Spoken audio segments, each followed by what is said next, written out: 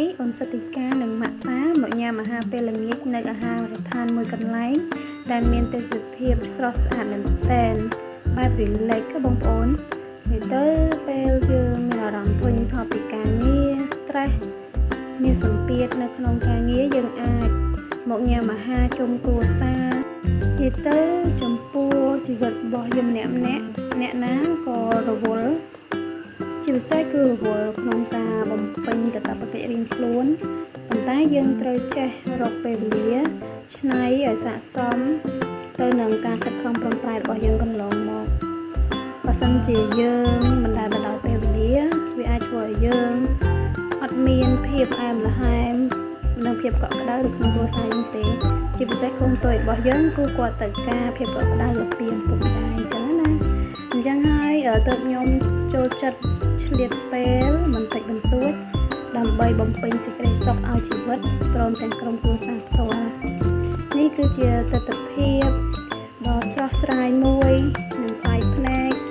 ជាមួយនឹងការញ៉ាំអាហារដ៏រីករាយនៃគ្រួសាររបស់ខ្ញុំអញ្ចឹងបងប្អូនអាចតាមដានទាំងអស់គ្នានិងរីករាយជាមួយនឹងខ្ញុំទាំងអស់គ្នាអូខេ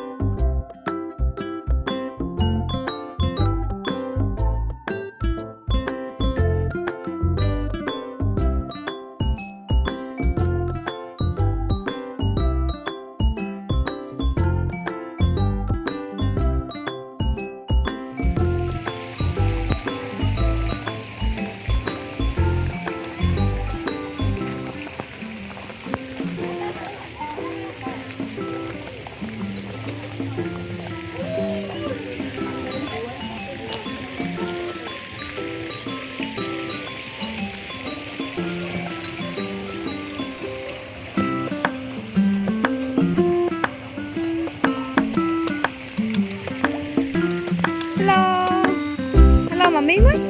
Hello nè. Hello, bye bye mami mới. Ôi nè. Ôi nè.